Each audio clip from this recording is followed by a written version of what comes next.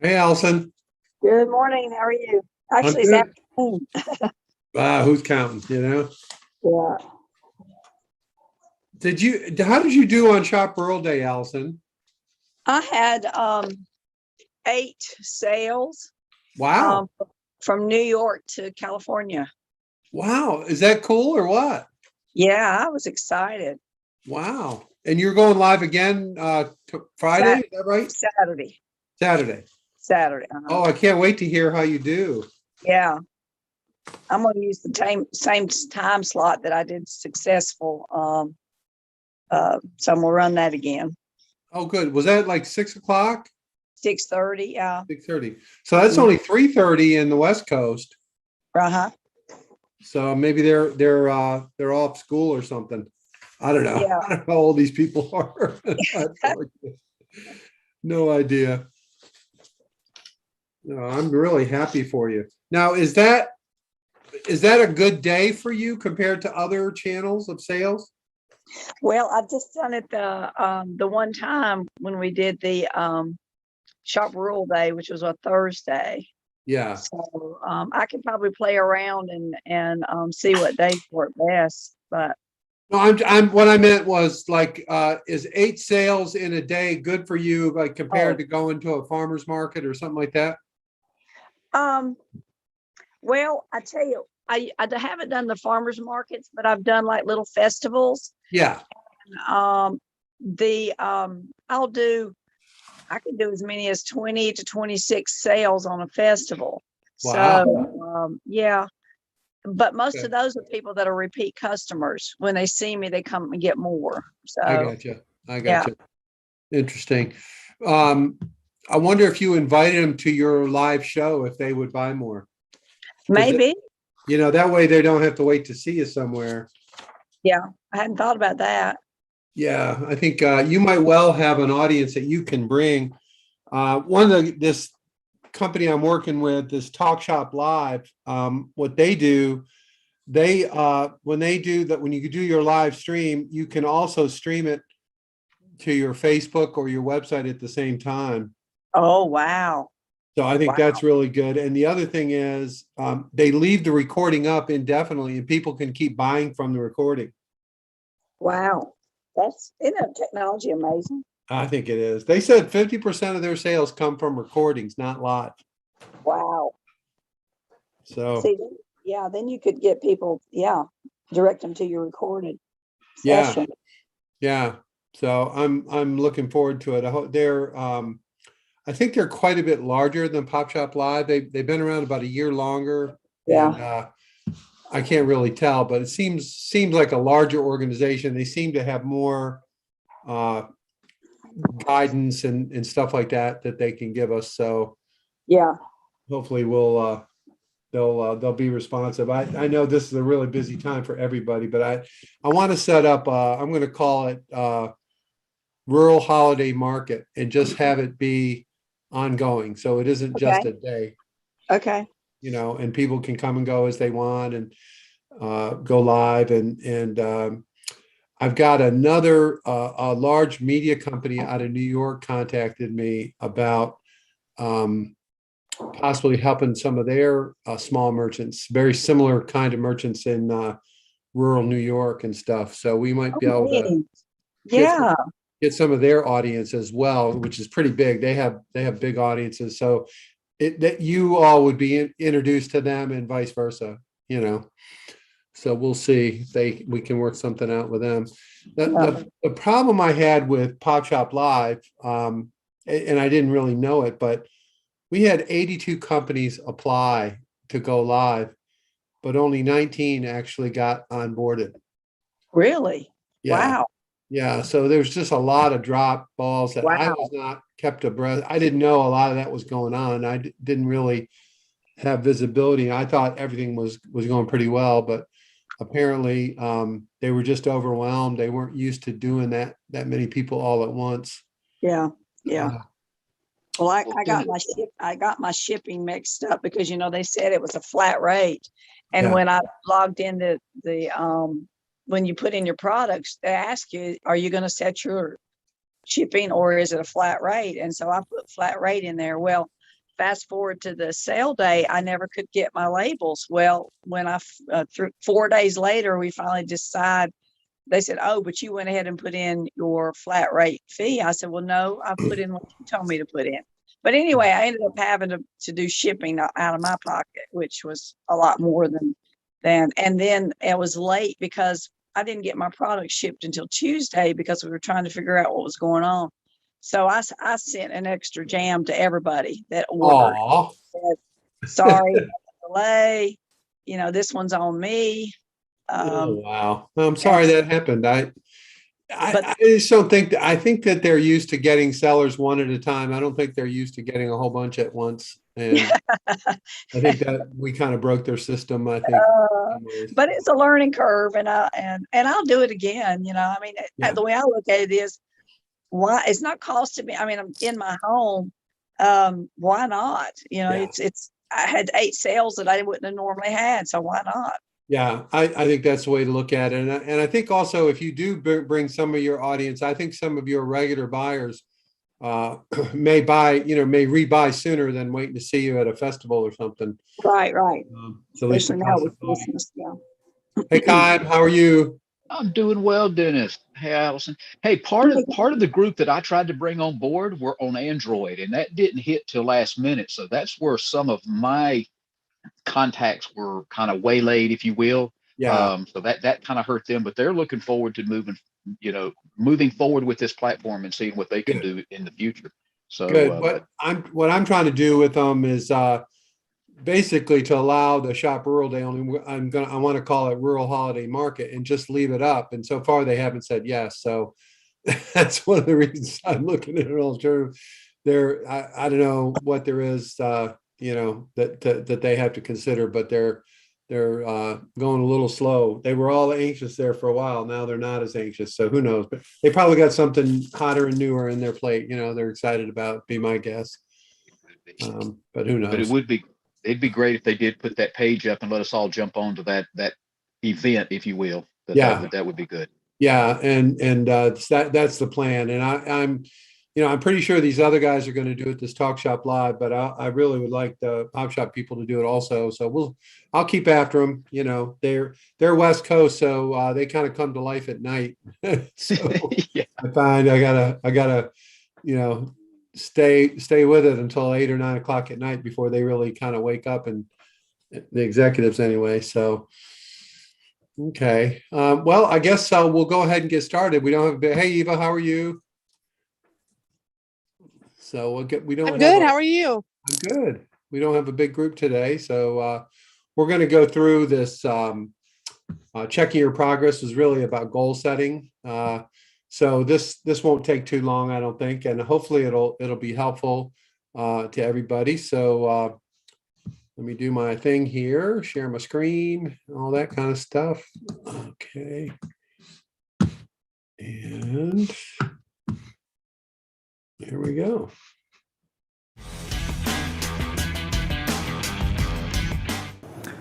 This is a powerful worksheet to help you set goals. And this is the minimum viable dose after trial after trial after trial to get this down as the smallest bits necessary to set effective goals. So what you want to do is you want to grab the one from last week. Well, congratulations, this week you don't have one from last week, so you have to take your best guess. Grab a new one, a blank one. You can print these out and do them by hand if you want. Any lean aficionados in the room will know you always do them by hand. Never use a computer. I'm a pragmatist, use a computer. I don't care what you use.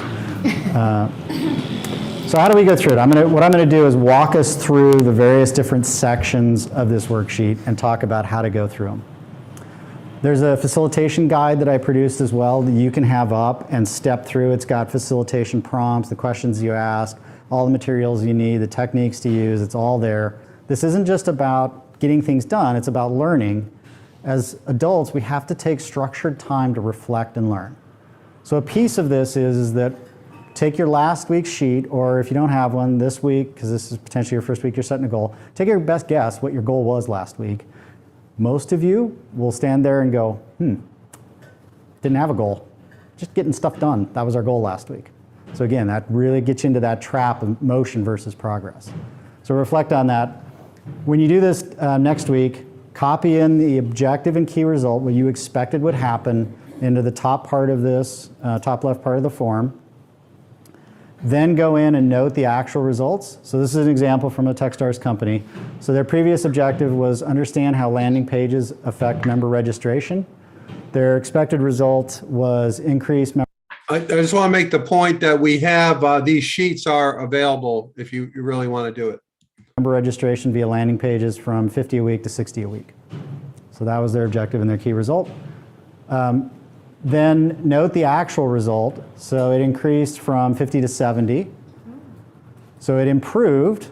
Now what's interesting is human nature is when stuff is better than we expected, we all jump around and celebrate, high five, and then go on our way. But it's important to confront the fact, why was it 10 better than we were expecting? What can we learn from that? What was the unexpected upside that we encountered that maybe we want to take advantage of next week? So take the time to reflect on that. It's really important to be honest about the gap. As human beings, our nature is that, again, this is why you don't measure based on this stuff. Oh, if we're under our expected, we're going to get punished, so I'll fudge it up a little bit so it's as close as possible because I get done what I say I'm going to get done. This is about learning. It's not about bragging about what you get done. So be very honest about that gap. So in this case, it was 10 better than what they thought. The reason we write this down, if you take one thing out of this, it's writing this down is huge. We, wired into our brains, have what's called the hindsight bias. And what happens is it makes surprises vanish. When we experience things in life, our brain is wired for the reaction of, yeah, it's about what I expected would happen. And because it's about what I expected would happen, it's not startling, it's not noteworthy, and I go on about my day. Super important for most of life, otherwise we'd be startled and surprised by just about everything we encounter. But in this context, what happens is it robs us of our learning, because learning happens in between confronting what we expect will happen with what actually happens. And if you don't do that, you don't learn. This is a fundamental part of the scientific method. Another piece of this, though, is, which is another fundamental sort of tribal part of scientific method, is when a scientist goes, huh, that is super important. All the big breakthroughs in science generally happen when a scientist goes, huh. And they go, huh, because they're confronting what they thought was going to happen with the actual lab results. So don't rob yourself of being able to go, huh. Magic is inside of there. There are insights into how your business works when you hear that. So what can we learn from last week's OKR? So that's the next section. Note the learnings you want to consider as you set this week's OKR. So in this case, in launching a new landing page test, we discovered how many different elements there are to test, and that the hero image was the most important factor. So they were surprised by, wow, there was a lot to do here, a lot of different variables, and the hero image was the most effective. Then think about what advice you would give yourself based on those learnings. So when you take those learnings in, learning is great, but learning applied is really what we're after here. And so based on that learning, what advice would you give yourself about how you should operate, goal set, focus for the next week? And so in this case, their advice was, we suspect that changing the hero image in other channels will improve overall registration rates. So that's the integration of that learning into future action in the business. Then they decided on what objective they want to do based on all those learning, based on what's going on in their world. So they noted the objective for the following week, which was to improve overall user registration rates across all the channels. So notice how that's specific enough that you can figure out how to work on it, ambiguous enough that there's still room there for everybody's wisdom and how to move that forward. Their key result then is what you said, like how are we going to measure we're actually making progress along that. So for them, it was to increase new user registrations from 24% to 26% across all their channels. Because again, this is a test across all the channels. Very specific, they knew exactly. I encourage you, when you know the starting value, don't say just make it improve by 5. Give the current value, because it will force you to make sure you actually have a current value. So in this case, they knew 24% was their current value. They wanted it to go to 26%, which for their business was a pretty huge impact on the bottom line. So this is very ambitious. And then, why are you doing it? So in this case, They had some powerful learnings from the landing page test, and they wanted to see if those learnings can improve everything overall. Initially, when you're small, communication is all through osmosis. You're all on the same page. As you scale, you're going to become storytellers. The cool thing about these worksheets, and in fact, what all lean worksheets should have in common, is it's a way to help you structure your thinking, and more importantly, it's a way to help you tell the story. So if you just go box by box, top to bottom, left-hand side of this worksheet, it tells the story of how you got here, why you're doing what you're doing, and what you expect will happen. Super powerful story. So if a mentor says, hey, what are you up to this week? Just run through the left side of this sheet. This is what we're focused on this week. Tells a great story. Then we think about the to-do items. Notice all the work we did before we ever got to a to-do item. It's human nature, especially if you're a get stuff done person, to jump straight to the to-dos. But that's a great way to get yourself a lot of motion and not necessarily much progress. So here's where we list out the to-dos, because the to-dos are important. Once you know why you're doing what you're doing and the destination you want to get to, it's about doing the work. And it's also important to acknowledge there are unknowns, there are risks, there are dependencies, there's stuff that's going to get in our way on this. It's part of that productive paranoia. Again, productive being the most key word here, which is what's going to get us, but in a way that we can be productive about mitigating those. So in their case, they had a whole bunch of to-do items about identifying channels and building hero images. One of the big things was in the unknowns is, what about channels without a hero image? What do we do about those? Like, I hadn't even thought about that up to this point. And that turned out to be a pretty big thing for them to consider. So this is what the filled out worksheet looks like. Again, as I talked about, that left-hand side has all the information on it to tell a great story about what you're focused on. And then the right-hand side is your dashboard. This is where every day, and I'll talk about cadence here in a minute, you plot where your current value is. Forces you to confront this. Most people think that setting OKRs is the most important thing. The reality is checking in on the OKRs you've set is the most important thing. That's the thing that actually drives progress in your business. So this is a great way to do it. So 2 days in, this is what the graph looked like for them. 4 days in, looks like this. The very cool thing about this is on day 3, they can start having a conversation. Why is that key result not moving? On day 4, still hasn't moved, well below the threshold of what they're trying to get to. They're like, why is this not moving? Every day they can have that conversation. Why are we not seeing any progress based on all the work that we're doing?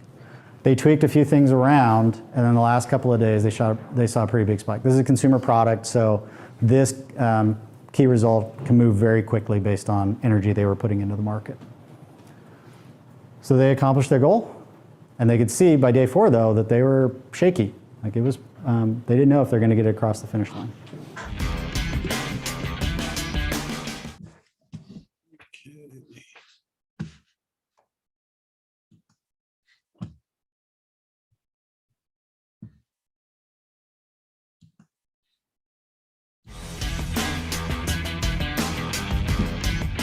Goal setting is great, but it is ultimately about getting the work done that's inside the goal. So how do we do that? What I'm demonstrating here on the board, and this is a picture from one of the Boulder companies. This is called a Kanban board. And this is a really powerful way to visualize your work. This comes from lean manufacturing. If you drive a Toyota or a Lexus, the quality of that car is courtesy largely to this technique. Actually, what happens is that when they run low on parts, let's say you've got screws in a bin, they put a card inside that bin, and when the parts go down, the card reveals itself, and that's a signal to the manufacturing piece right before it, hey, we need more bolts. They take that card. You would think Toyota, in their scale, everything would be computer driven, all computer, no. They have little cards. Those cards are called signal cards, and signal card in Japanese is Kanban. So that's where this gets its name. This is a combination in knowledge work of Toyota production system manufacturing and theory of constraints. So any Goldrad fans in the audience will know what I'm talking about. But this is a way to make sure that you identify bottlenecks within your company. The way this works is we think about reading these boards right to left. Done's great. This one doesn't have been accepted. So as we think about the work we're doing, we always move right to left on these boards. And we ask ourselves, in the pin, is there anything there that I can break free and get completed?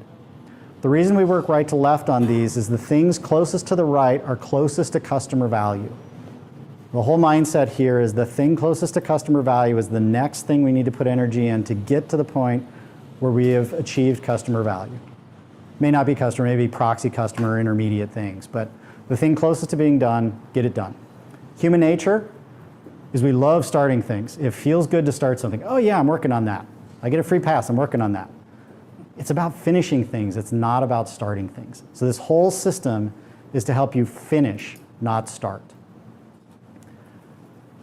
The doing, the pen column I described, that's where I can't move it forward, but it's not done yet. Sometimes it's really powerful to metaphorically or physically rip those stickies in half and say, this half is really done. This other half I'm still waiting on. I'm going to put it all the way back into the to-do because maybe it's now not the most important thing to work on next. The today call or doing is what I'm working on right now. I'll explain the numbers in a minute. The doing column is this is the work that's going on. These are team boards. So immediately you can see everything that the team is working on. Today is our way of planning out. This is what we hope to work on and get accomplished over the finish line today. This week is all of the things that support our goal and all the things that are just part of keeping the lights on in our business, things we have to do. Those combined together. And then next week is a way to kind of start staging up, okay, what does next week look like? A big piece of this is visualizing work.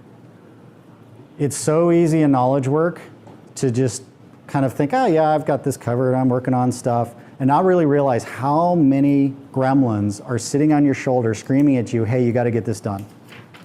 And it can freeze you. If you're prone to freezing or getting overwhelmed, this is an incredibly powerful technique to not get overwhelmed with all the things in front of you. So we balance those two things. If we can't really see it here, I'll cover this in a minute. Up on that top left corner is their goal setting worksheet. Top and center on the board is, here's what we're focused on this week. So every time there's a sticky up here that you're ranking, and generally you pull from the top first, ask yourself the question, does this support moving our objective and key result forward? If it doesn't, then ask yourself, is this something I have to do? Is this urgent and important? Put that up there too.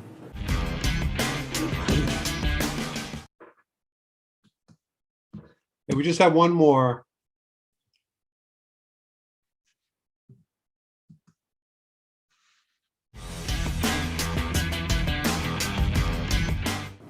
One of the goals of these systems, the Kanban system, is to get work to go through it as fast as possible. When you're thinking about your work, I encourage you to think about it's like a banana.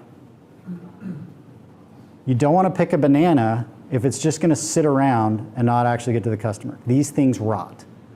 Now in your world, what's rotting is hopefully every day you're learning a bunch of things that may change the scope of the work you need to do. So if you start something, if you pick it, start working on it, learn 5 things that make that thing irrelevant. Human nature is it's going to be really hard to say, I don't actually have to do this anymore, and put it away. The way we make sure that when we pick the banana, we get it to the customer before it rots, is to make sure things are moving through very smoothly. When you think about a highway, got a lot of examples here in LA. When you put more cars on the highway, what happens? Nobody moves. We're doing that to ourselves all day long. Every time you say, yeah, I'll start that, you're putting another car on your mental highway, and your mental highway gridlocks at about 2 to 3 cars. So if you're concurrently working on about 2 to 3 things, you're going to get a dramatic decrease in the effectiveness of the work you're doing. If you're putting 7 things on your plate, all you're doing is just worrying about the 7 balls you're juggling. Well, how do we improve this? I want to actually really pound this home with a demonstration. So if I could get a volunteer, and before you jump up here, it does imply I'm going to be throwing things at you. Game? All right, come on up. Okay, so I want to really help you visualize what it's like as we're doing work. If I could get you to stand on the orange little dot there. Don't worry, nothing's going to fall on you or through you. Okay. So I have a bunch of pens, and I'm going to toss a pen to you. So this is like one to-do item. Oh, maybe I need a different volunteer. That was a warm-up. Okay. All right, I'm gonna toss one pin to you. Okay, it's also part of the throw because that one came in like this, not like that. It's a little easier to catch. Okay, so that's like one to-do item coming at you. All right, so I'm gonna do 2. Ooh, very good, okay. So most humans can juggle kind of 2 things at once, but how many of you typically get just 2 things at once coming at you? Typically stuff comes at you about like that. I mean, I've got it. All right, how many did you catch? How many did you catch? 0. 0. You can leave those there. So this is what we're doing to ourselves all day long. Thank you. Can we get a... Thanks. Oh, wait, wow. They're your pins, so you can pocket them if you want. He's just delegating it to you. Yes. So we're doing that to ourselves all day long.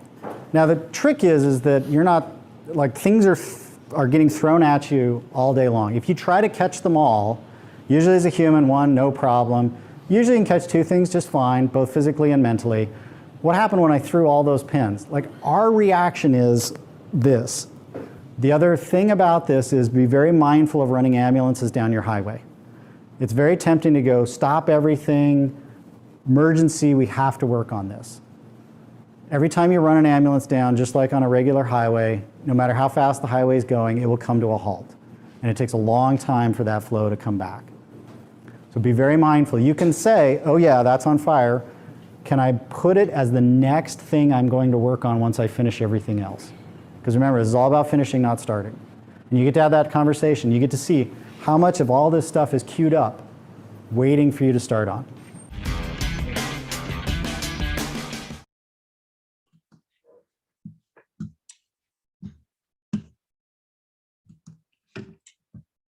Okay.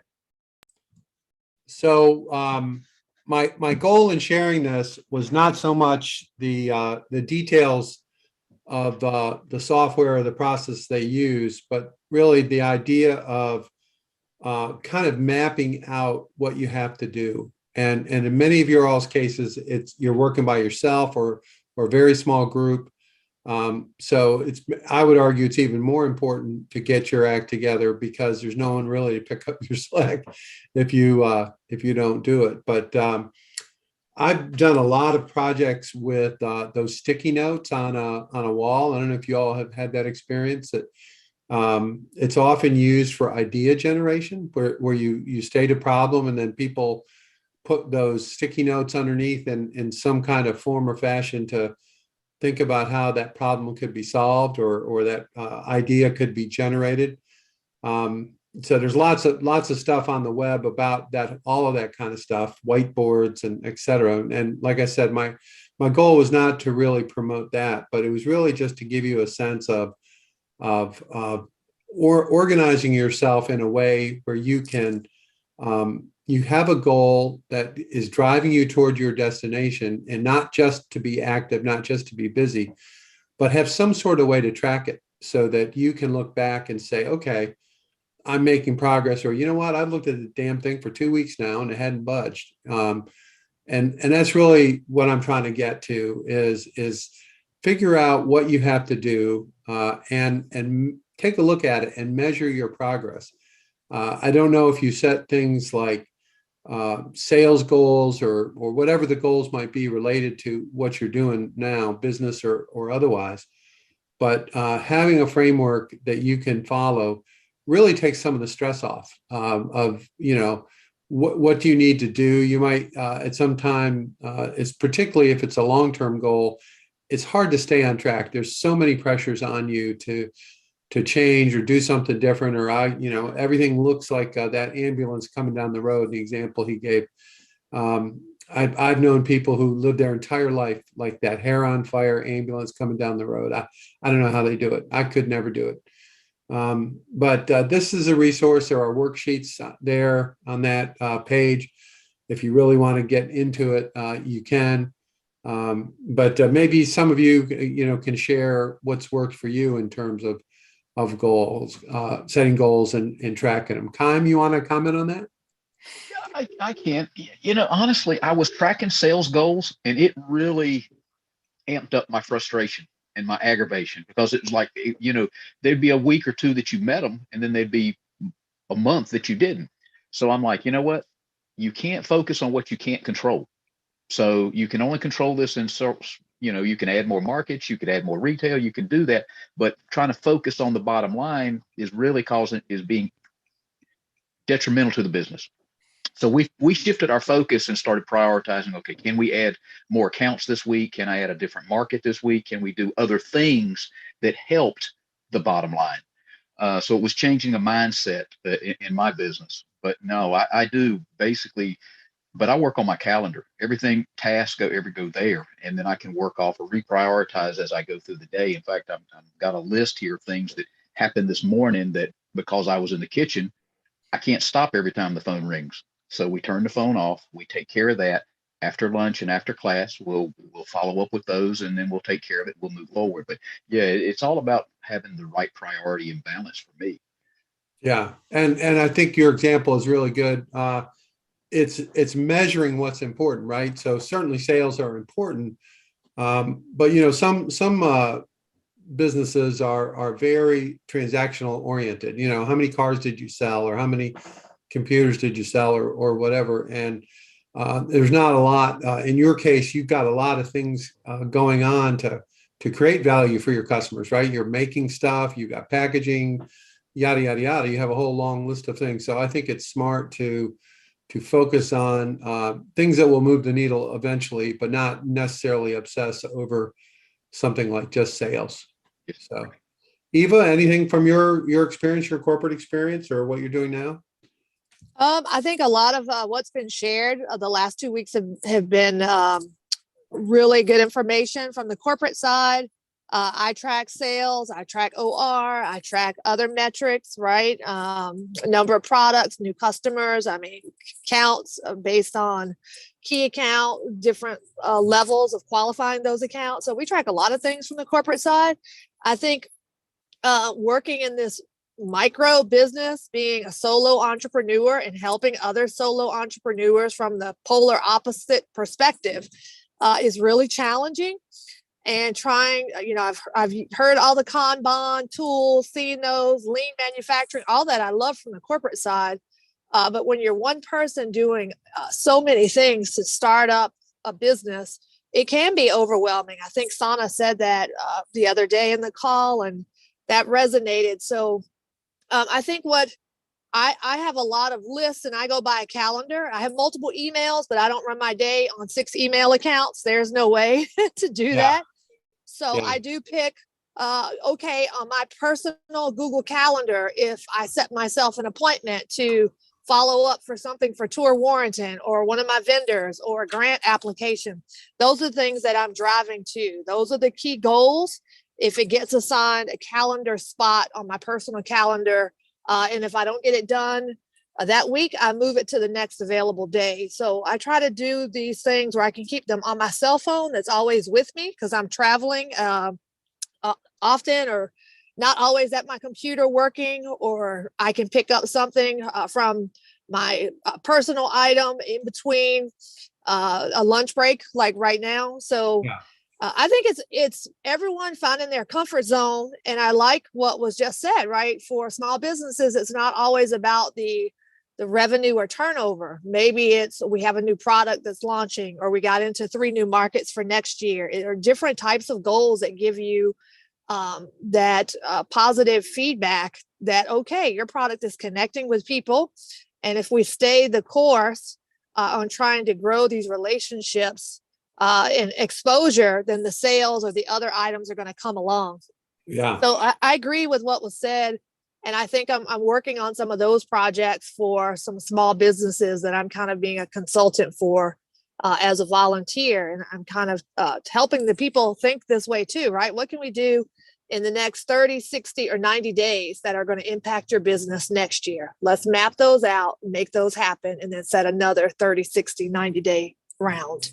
I like that. So many times in a small business, it's on the precipice of emergency all the time, and the hair on fire. I talked about that earlier, but I think that if there's some sort of way to put this on a map, an action map, a list, Asana, the software, or whatever. I think it reduces anxiety, and I think it reduces this overreacting to stimulus that comes all the time. It's pretty easy to get wrapped up with something when it's an emergency, but you can't make everything an emergency in order to move forward, which I think a lot of people do.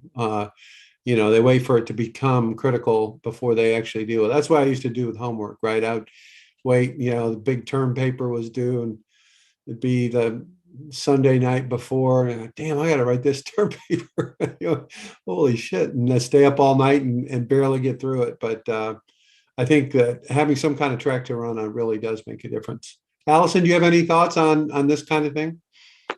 I was listening to what he said about taking on too many tasks before you complete. And that is me. Oh my goodness. That was like, oops, that's a bullseye.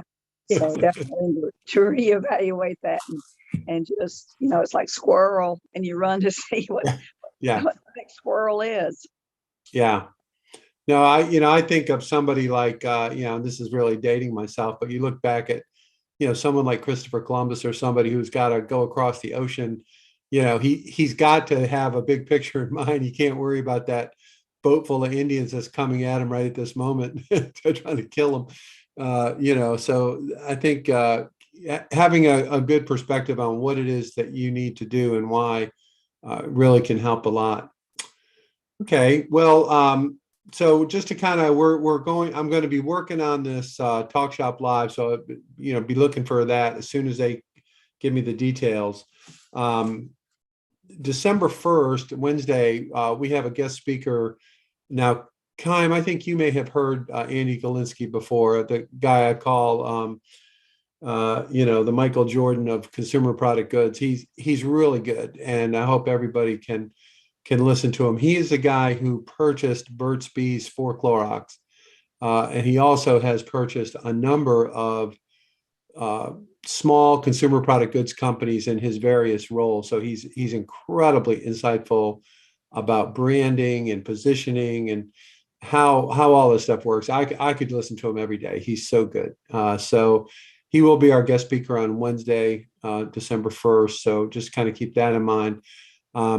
And in the meantime, I am going to be working on this Talk Shop Live, and hopefully Pop Shop will give us the space that we can keep using in some way. But I'm glad you all are seeing some traction from this. I still don't have all the details from Pop Shop, but I did ask them if they could give me any kind of indication about conversion rates. So in my world, in the e-commerce I've been involved with over the years, the real metric I look for is what is the conversion percentage of all the people? I don't really care how many people come to a website or to an event, how many people turn into customers. And in the traditional e-commerce world, usually a number of 3% conversion is considered the holy grail. And very few people reach that. Amazon doesn't reach it. 3%, 2%, 1.5%. I don't know what kind of numbers you all get when you measure this, if you do measure it. But the numbers that the guy threw at me from Pop Shop Live, it was a number like 23% conversion, which means that a high percentage of the people who did come actually did buy something. Now, I'm hoping to get more detail, but he just threw that at me. He thought that it averaged about that. And if that's true, that is remarkable. That is an incredible number. Just by orders of magnitude, just think in terms of customer acquisition. If you only have to acquire, a tenth of the customers that you would if you were doing regular e-commerce, and you still make the same money, that really changes the economics. So we're going to learn more about that. But that I have read a lot about live streaming e-commerce, and that is one of the things that people talk about. I've not been really exposed to the data. But if you can convert, even if you can convert 10%, 10% is off the hook of everyone who comes to your show or your site, buy something. Then the only question is, how do you have more shows? I mean, that's really what it boils down to. It's hard to imagine a better metric. So you all did pretty well as a group, if that's true, and hopefully they'll share it with me at some point. But and they said that that's kind of what they experienced with their sellers, that it's a number like that, some percentage like that. So I think that's cool, and that's very encouraging to me that that folks who really, if you think about it in the big picture, most of you have small businesses that aren't particularly known outside of your area, and you went live on a nationwide platform, and you enjoyed conversion rates like that. It's just remarkable from my perspective. So I will get more information about that. I think Jamaris is just coming in right as we're getting ready to. Hey, Jamaris, how are you? So I'll wait for his audio to connect and say hello. Hey, Jamaris, how are you? I'm doing amazing. How are you doing today? Doing good. We're just wrapping up, unfortunately, but we watched a section on goal setting and measuring goals and how to stay on track. So that video is available on our YouTube channel if you want to watch it. It's fairly short, about 30 minutes, but it's pretty good. And what we're doing is we're talking about the results from our Shop Rural Day, where the technology platform told me that the conversion rates for our companies that participated was something close to 20%, meaning 20% of the people who saw the show bought something, which is really a great number. So we're going to get that data in more detail, but it's very, very encouraging that those kind of percentages converted. I was telling everybody that the typical e-commerce conversion rate is the holy grail is considered 3%. And most people are lucky if they get to 2.5 at the most. So if it is 15, 20% or even higher, then the only question becomes how many shows can we do? Is that true? No matter how many shows you do, then that's a no-brainer as far as I'm concerned. Congrats to everybody that participated and contributed to that number. So that's really cool. Yeah. So that's all I have for today. Jamaris, I did tell everybody that we have a guest speaker on December 1st. Highly recommended. Andy Galinsky. He is a consumer products goods advisor. He bought Burt's Bees for Clorox. He was executive in charge of that deal. He's bought a lot of companies over the years, and he's really helpful on branding and on telling your story and how some of his experiences he's had. He's a really wonderful speaker. He's not a jerk at all, which I like. He's humble, but he shouldn't be humble. But anyway, he is. So I highly recommend that for Wednesday. And keep your eyes peeled for an announcement on our next live streaming that we're going to hopefully get done. So that's it for Dennis, here. before we go, can you tell me how many more weeks do we have in the Accelerator, just to get a glance at where we are in the program? Maybe another 2 weeks or less. The way the scheduling was done, it didn't really take into account things like Thanksgiving and Christmas and busy time of the year. So I'm gonna try to close this down in the next couple weeks, probably by the first week of December, something like that. Okay, perfect. Thanks so much. Yeah. I'll miss you all though. Who will I talk to every day? Hey, We'll stay in Dennis, touch. Hey, I want to be a charter member. I need to be in every class. Okay. Well, it's going to keep on trucking, so we'll keep it going. And you're going to become a pioneer. You're going to become like the guru of live stream selling. You're going to be going live and explaining. Let me tell you, when I was a young boy. Yeah, right. No, but I'm telling you, I do enjoy this class, and it's part of my day and part of my ritual. So when it's not here, I miss it. And I apologize for missing Thursday, but I had a pop-up event that I thought I could listen to and do. Yeah, that didn't work out. So, but I missed that. Well, we wondered where you were. We wondered where you were, but I'll give you a pass because you're pretty regular. So I appreciate it. I won't mark you. I won't mark you absent. Don't worry. So I don't mark anything for anybody. So.